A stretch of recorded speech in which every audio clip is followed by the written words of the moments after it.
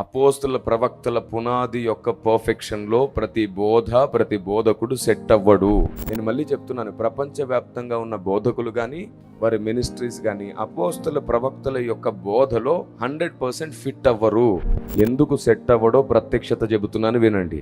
ఎందుకు సెట్ అవ్వట్లేదంటే సంఘ శరీరం అంతా కూడా ఒకే రకమైన అవయవం కాదు. మనము వేరు వేరు అవయవాలైనప్పటికీ ఏక శరీరం అని రాయబడింది. అదే నిజమైతే కొందరు తలస్థాయి గల ముఖ్యులవుతారు, మరికొందరేమో ఇతర అవయవాలతో సరిపెట్టుకుంటారు. మీరు చెప్పండి, ప్రతి అవయవానికి ఒకే విలువ ఉందా? లేదు. మన చెయ్యి ఎవరికైనా తగిలినప్పుడు పెద్దగా ఎవరు ఫీల్ అవ్వరు, కానీ కాలు తగిలితే కొంచెం ఫీల్ అవుతారు. కాబట్టి కాలుకున్న విలువ వేరు, చేతికున్న విలువ వేరు. నేను మళ్ళీ చెప్తున్నాను, ప్రపంచవ్యాప్తంగా ఉన్న బోధకులు కానీ వారి మినిస్ట్రీస్ కానీ అపోస్తుల ప్రవక్తల యొక్క బోధలో 100% ఫిట్ అవ్వరు. 100% ఫిట్ అయిన వారేమో తలగా మారుతారు.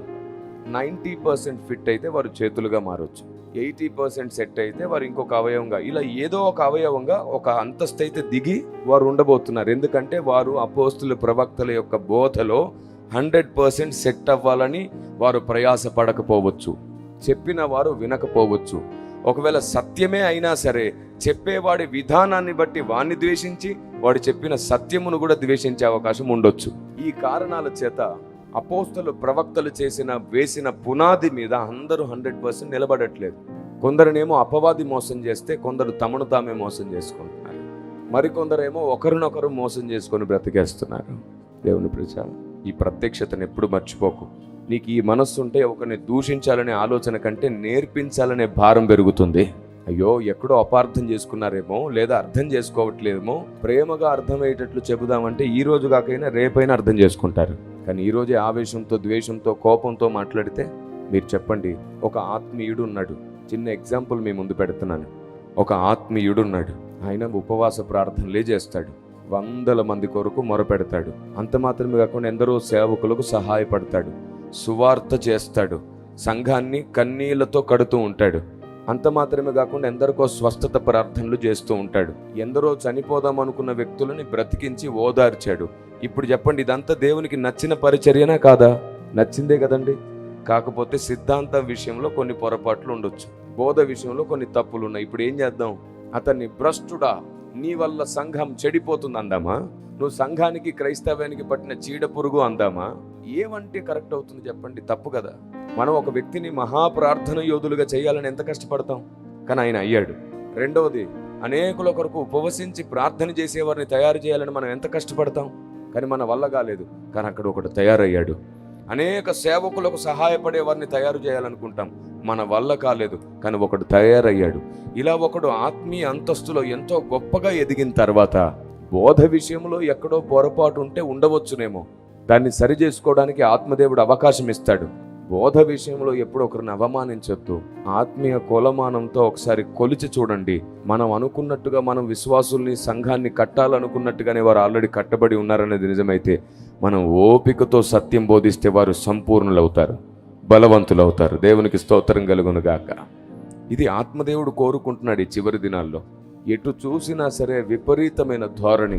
అందుకే నేను మరలా చెప్తున్నాను, ఈ భూమి మీద ప్రతి సేవకుడు, ప్రతి విశ్వాసి 100% అపోస్తుల బోధ మీద సెట్ అవ్వరు.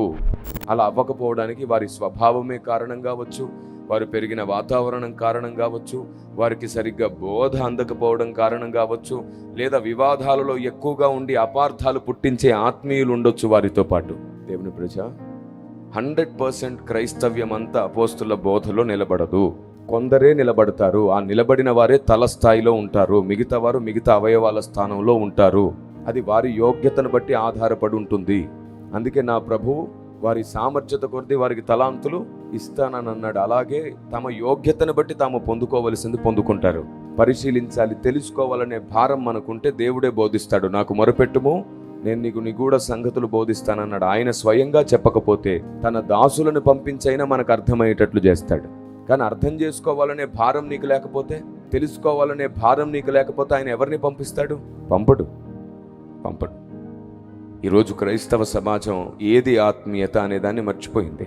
మీరు చెప్పండి, మహాభక్తులను సాతాను ఈ భూమి మీద పడవేయాలనుకుంటున్నాడా లేదా? మహా భక్తులను సాతాను భూమి మీద పడేస్తుంటే మనం ఏం చేస్తున్నాం? వాళ్ళను గురించి తప్పుగా మాట్లాడుతున్నాం, తప్పుడు ప్రచారాలు చేస్తున్నాం. కానీ ప్రభువా, ఆ భక్తుడు మరలా నిలబడేటట్లు చెయ్యయ్యా.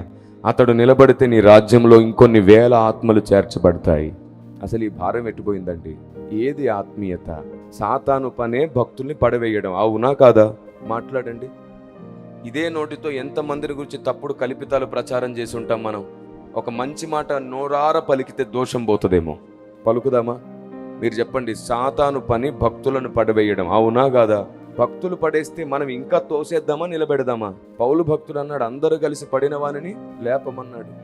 నిజంగా వెలిగే దీపం అయితే ఆరిపోయే దీపాన్ని మరి మనమేంటి హ్యాపీ బర్త్డే లాగా ఆరిపేస్తున్నాం? సంతోషపడి ఆరిపేస్తున్నాం. అతను ఒకప్పుడు గొప్ప భక్తుడండి, ఇప్పుడు భ్రష్టుడు అయ్యాడని మాట్లాడుకుంటుంటే, కొందరు అలా చెప్తుంటే నాకు చాలా ఆశ్చర్యం అనిపిస్తుంది. ఒకప్పుడు ఆయన మహాభక్తుడండి, ఇప్పుడు పడిపోయాడు అని హేళన చేస్తున్నాం. నిలబెట్టేటట్లు ఎందుకు ప్రార్థన చేయం? ఒక అజ్ఞానాన్ని మాట్లాడడానికి ఎంత ఇష్టమో, పైగా మనం ఏదో అధిక నీతిమంతుల వలె ఆలోచించి మాట్లాడతాం. ఒకప్పుడు ఆయన అంతే, ఒకప్పుడు ఈవిడ అంతేనండి, కానీ ఇప్పుడైతే పడిపోయారండి. సాతాను పనే భక్తులను పడగొట్టడం, భక్తుల పని భక్తులను లేపడం. పడిన వారిని మనం నిలవబెట్టుకుంటే సాతాను సిగ్గుపడతాడు, దేవుడు మహిమపరచబడతాడు.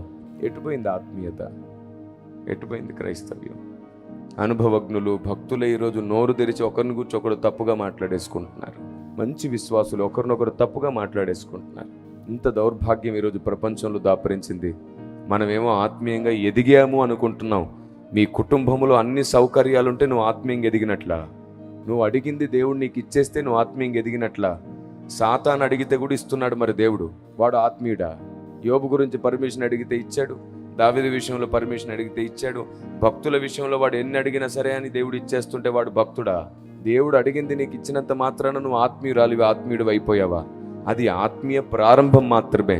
నీ ఆత్మీయ సంపూర్ణత అవ్వాలంటే మాత్రం గుర్తుంచుకో, నీ నోటిని జాగ్రత్తగా కాపాడుకో. అందుకే దావీదు చిక్కమడిగాడు, అయ్యా నా నోటికి, ఎందుకో తెలుసా, ఆత్మీయ జీవితంలో పెరుగుతున్న కొలది 2 సమస్యలు వస్తాయి. నేను నా ప్రార్థనా గదిలో ఆత్మదేవుని వలన బోధింపబడిన సంగతే బోధిస్తున్నాను. మీకు తెలుసా, 8.5 గంటలు నా ప్రార్థన జీవితాన్ని కాపాడుకుంటూ 10 సంవత్సరాలు ప్రార్థనా గదిలో నలిగాను నేను. 10 సంవత్సరాలు 8.5 గంటలు నా ప్రార్థన కాపాడుకున్నాను నేను. ఉదయం 4 నుంచి ప్రార్థిస్తూ ఉండేవాడిని. తర్వాత మధ్యలో కేవలం 2-3 బ్రేక్స్ ఉండేవంతే. సాయంత్రం 4 గంటలకి ఏదో ఒక గ్రామానికి వెళ్ళి సువార్త ప్రకటించేవాడిని. అలాగూ దాదాపుగా 760 గ్రామాల్లో సువార్త చేయగలిగాను నేను. కరపత్రాలు పంచగలిగాను కాలినడకన. దేవునికి స్తోత్రం కలుగునుగాక. 760 గ్రామాలకు పైగా తిరిగినప్పుడు ఎన్నో అనుభవాలు, ఎన్నో గాయాలు, ఎన్నో వ్యతిరేకతలు, ఎన్నో ఒత్తిళ్లు, ఎన్నో భయాన్ని పుట్టించే పరిస్థితులు. వాటి మధ్యలో కూడా ఆత్మదేవుడే మాకు తోడై ఉండి అనుభవ జ్ఞానం ఇచ్చాడు. విరిగి నలుగుతున్న కొలది వెలిగించే ప్రయత్నం చేశాడు.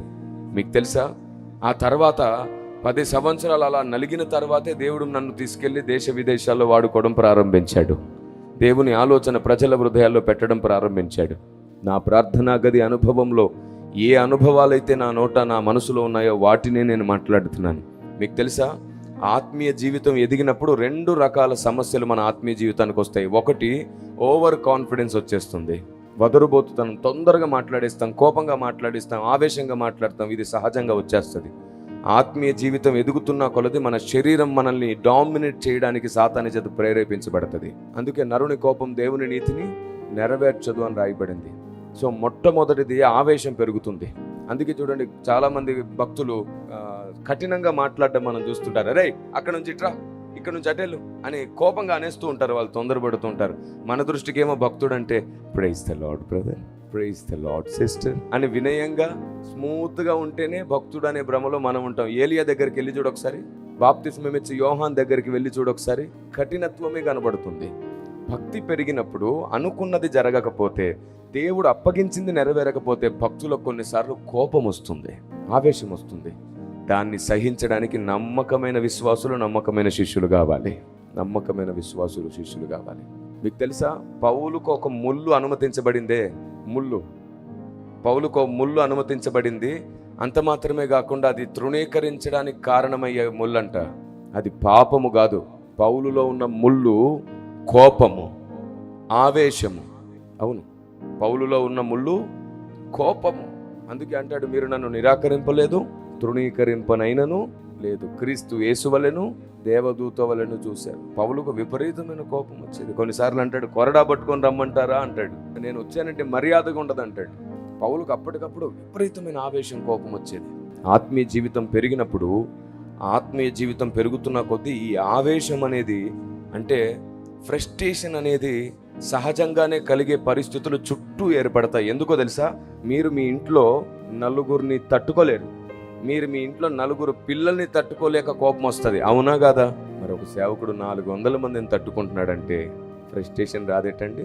అప్పుడు కూడా సహోదరుడా, సహోదరి అని కరుణామయుడు, దయామయుడిలాగా ఉండాలిటండి. ఎవరు అర్థం చేసుకుంటున్నారు సేవకుల్ని? మీరు చెప్పండి. ఒక మాట చెప్పనా? అంటే ఓ మాట నిన్ను కోపంగా అంటాడేమో కానీ నీకేదైనా కష్టం వస్తే మోకాళ్ళ మీద పడి దేవుని దగ్గర ఏడిచేది నీ సేవకుడే. కాబట్టి భక్తి జీవితంలో, ఆత్మీయ జీవితంలో పెరుగుతున్న కొలది బాధ్యతలు పెరుగుతాయి. కాబట్టి ఇలాంటి బాధ్యతలు పెరుగుతున్నప్పుడు ఖచ్చితంగా ఏమవుతుంది? కొన్ని కోపాలు వస్తాయి. కాబట్టి దేవుని ప్రజ, ప్రతి విషయం ఆత్మదేవుడు మనకు నేర్పిస్తున్నాడు. ఒక భక్తుడిని మనం తయారు చేయలేకపోతున్నాము, అలాంటిది ఒక భక్తుడు తయారైపోయి ఎక్కడో చోట సిద్ధాంతం విషయంలో తప్పులో పడిపోతే ఆ వ్యక్తిని అవమానించి నిందించడం కంటే ఓపికతో ఆ వ్యక్తితో మాట్లాడి బోధించడం ద్వారా ప్రేమ సత్యము వారిలో నాటుతుంది. ఖచ్చితంగా వారు సంపూర్ణులు అవుతారు. అలాంటి ఓపిక కలిగిన భక్తిలో మనం కొనసాగుదాం. దేవునికి స్తోత్రం కలుగునుగాక.